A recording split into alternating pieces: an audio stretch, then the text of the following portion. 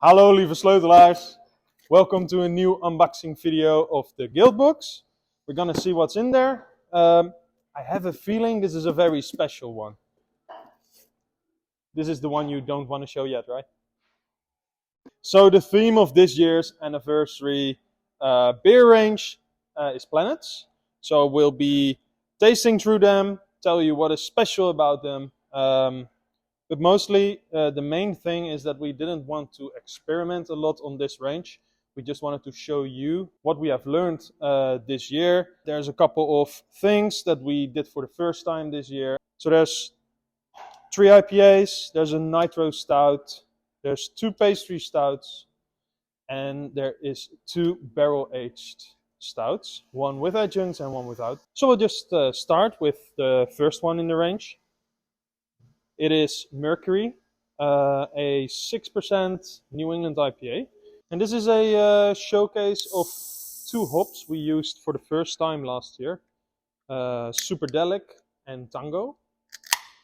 So Superdelic really gives this honeydew melon aroma. There's a bit of vanilla. It's beautiful and pale. Last year we were the first brewery in the Benelux to use Superdelic hops, and we liked it so much that we brought it back for the 8-year anniversary range. Oh yeah, melon. One other thing we learned with the IPAs is, as hops fade very quickly, we started centrifuging them a little bit less. So they are super rough and grassy when they go into the can, but over time they will really get to a peak, and it takes like 3 weeks, 2-3 weeks. Then they are the best, the juiciest, the most aromatic. But we saw that some IPAs were just getting to the consumer a little bit too late, and this is how we counteract that. So I'm very proud of the IPAs in this range. They are all, now that I taste them right now, exactly how I would have wanted them to be. The team worked really hard on improving the IPAs. They are murkier, they are juicier. It's great. Next beer, they're Venus, a double IPA, New England double IPA. We used only 2 hops in this beer. That is Mosaic and Nelson, but we used both T90 and Cryo pallets formats of those hops. The Nelson, the T90 hops that are in this beer are from a specific farm in New Zealand. Because of the clay ground, it is immensely extreme in tile content, free tiles. So I'm curious. Yeah, banging. There's a huge passion fruit aroma on this. That's from those tiles. Really proud of this one, right, Tim? It's trying to forklift as silently as possible.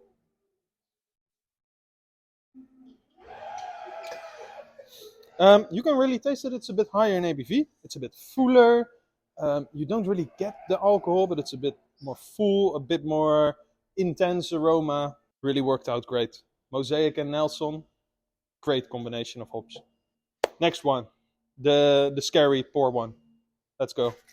So we made a Nitro Stout. We did a Eureka one. First time we tried. I think we under nitrogenated a little bit, so we changed it. We did about 2.5 times as much nitro in the beer.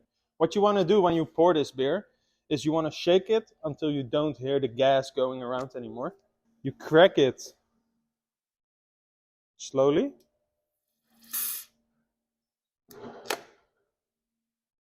And then you pour vigorous.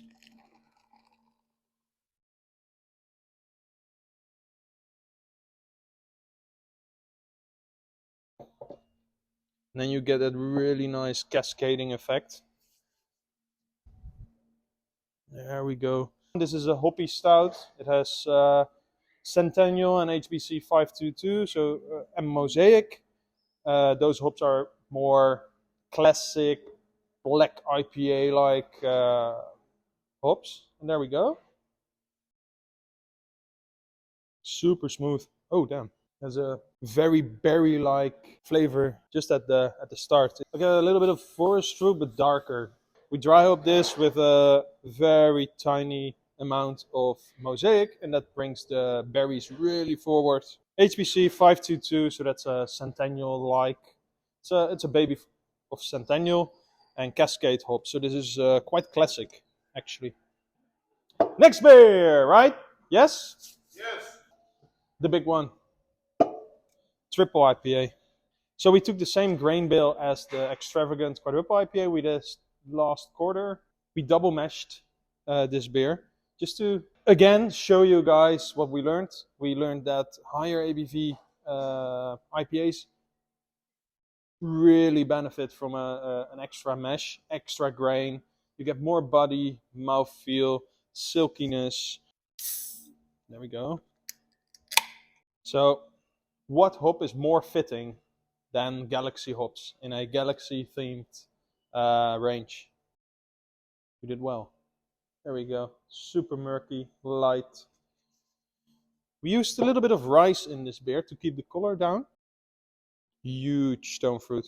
And there's some pine in there. It's not just a bowl of fruit. Ooh, whoa, whoa. That smacks you right in the face. The aroma, flavor. There's definitely here. You can definitely taste a little bit of the alcohol. I think that's appropriate for a triple IPA. So where the double IPA was Mosaic and Nelson, the triple IPA is Citra and Galaxy. Again, two hops we know work so well together. Whew, that's a heavy hitter. This is gonna kill some people, Charlotte. This is a bit scary. Let's go over to the dark side. The pastry boys, the big boys, the stouts, the imperial pastry stouts, the barrel-aged stouts. We have it all right here. Every one of those beers tells a story about what we have learned last year and what we like about our craft. First one. So this is a Mars Bar pastry stout. Well, we have done candy imperial stouts before. That's not so special about this one. The special part about it is that it is triple mashed. We did it last year for the first time, and since then, about half our pastry stouts have been triple mashed instead of double mashed. So what do you get from triple mashing? It is so incredibly thick. The CO2 again has trouble getting out of the beer into the wide world. Yes. That's the beauty of triple mashing. You use about a third more grains. The beer will just be a third more intense, right? So with this beer, we mimic the Mars Bar. What is in a Mars Bar? It's, I don't want to say cheap chocolate, but it is a less sophisticated chocolate, and more of a comforting chocolate, milk chocolate. It is vanilla. It is nougat. Nougat? How do you say that in English? Nougat? Nougat? You guys know what I mean. This is great. This is a very comforting pastry stout. It's super friendly. It just wants to give you a hug and spend the night together. It's a bit more intense on the brew house, but it really shows in the beer. Next pastry stout. The mega pastry stout. There was no break on this beer. Nothing. We didn't cut any corners. We'd never do, of course, but hey. We used the 3 favorite chocolates, cacao nips. We used our 3 favorite coffees. And we used so much coconut, especially roasted for us, because we asked the guys, hey, can you please go higher in toast level of the coconut, because the coconut's just getting lost in our beer. So the cacao for this beer, we selected at Darnhauer with Mark from Krak. Shout out to Mark. Oh yeah.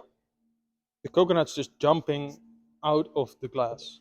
So where the Mars pastry stout is more like a comforting, sitting back on your couch, enjoying a movie. This one is really intense. It's much more a grown-up pastry stout. It has some edges. It has some. You don't stop smelling it because you can find everything there. The coconut's just incredible. The coconut, the amount we used was not only more than we have always done. It has been toasted to our specifications, but then we also lagered the beer on it for 30 days, a full month. When you do that, that's a trick we did for the first time in Coconut Wrecking Ball. You just also pull a little bit of salt out of the coconut, and that just helps everything in the beer. It makes it more round. It makes the flavors more intense. And I think that's what makes this one of our best pastry stouts we've ever made. Next one. What can I say about the combination of bourbon and cognac? We have done beers with this combination before. I think there was an Indulgence that was like this. I think we made a certain barcode at some point with the same combination of barrels. Let's see how it worked out this time. That's insane. Already I can smell the vanilla. It pours indulgent, velvety. Just this far away from me, I can already smell the vanilla, the oak. There's a hint of some dark fruit. That's no liquid anymore, man. That's a mousse. It feels sweet, but it isn't sweet. It is. It's full. Maybe it's the vanilla from the bourbon barrels. Maybe it's the fruitiness from the cognac barrels.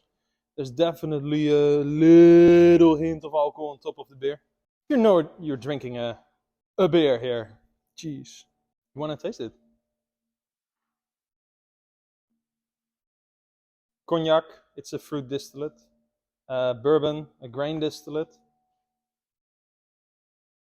So that's where you get a little bit of the fruity nose from the cognac. Dark fruit. Tannins, there's the hint of tannins as well. The fruitiness is now getting more now that the glass is warming a little bit. Hint of banana maybe. Leathery banana.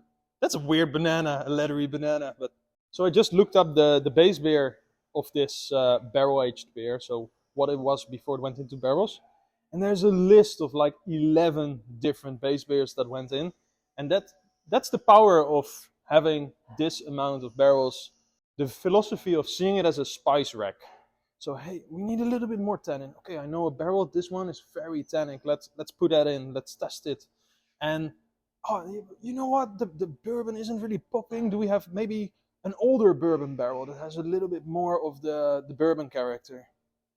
And the power really comes through here. This has been blended magnificently. Yeah, legendary beer. Last beer of the range. So we've had some IPAs.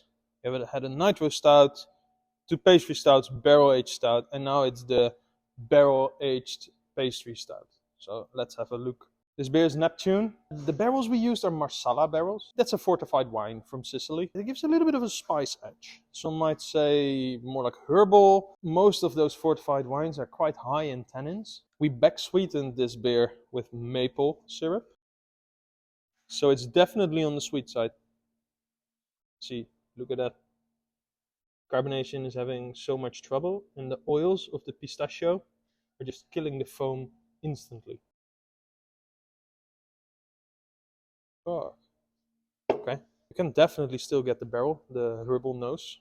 But it really works well with the maple, the umami, salty maple syrup that we used. Like the dark sugar. Oh wow, yeah, really sweet. But it's in balance. Nuts, the pistachio really make it feel a little bit like an ice cream. Like pistachio ice cream. That's what I'm getting. I'm getting a bit of a herbal nose, which is from the barrels, but also from the maple. The background is just covered in syrup. And then it all gets cut off by something that I think is espresso. And the barrels keep it interesting. Very special kind of barrel, Marsalas. Doesn't work in every format, I think, but this is just great. It complements the maple, it complements the pistachio, and the coffee is just enough there to cut it all, make it drinkable. This is quite drinkable for 14 ABV. So if you want to taste all those beers from tap, we have a party the 29th of June. We will be pouring. I myself will also be pouring beers there. The whole staff will be there. You can talk to the brewers, you can talk to the Zomerdijks, you can talk to everyone. And we would love to have you over and tell you more about the beers. Because I only got 1 minute now from Charlotte's time for every beer. And I have so much more to tell. And I'm sure that Tim, Michiel, Bobby, Mark, they all have so much more to tell about every beer, what we have done to it, because we are incredibly proud of what we made this year. And I hope to have you all there. Moersleutel. There we go, Indulgence 19. Let's see what this one is all about. Yeah, this is a different level. Insane thickness. You can already see it. This is a little bit scary. Bum, pear. Vanilla again. The pear is really persistent. Wood? Oak? Yeah. Pear. Big pear. This is pear, vanilla, oak. A little bit of tannins. This is Armagnac. This is an Armagnac focused barrel blend. So the difference between cognac and Armagnac, they are both distilled from wine. Cognac is distilled multiple times and Armagnac is only distilled once. What gives that to you? Very strong ester. And it's just, it works so well with bourbon. Oh, it really wants to eat me alive a little bit. Eat me in a good way. I know how that sounded. I'm sorry. Perfect. There's a little bit of molasses, and you can kind of pick that out. So molasses in an aged beer give more of a licorice aroma, and indeed this beer isn't much chocolate forward, not much coffee forward, but a different dark roast kind of forward. Mango, pear, red apple. Very cool. This is an outstanding blend. It's for the more of the connoisseurs, I would say. Great. I hope you like seeing my face again, telling you some things about the beers. I hope to see you all in the party. You can see my face again there. You can see everyone. Let me know what you think of the video. It's always nice seeing some comments. We can take it with us for the next one. So, proost sleutelaars.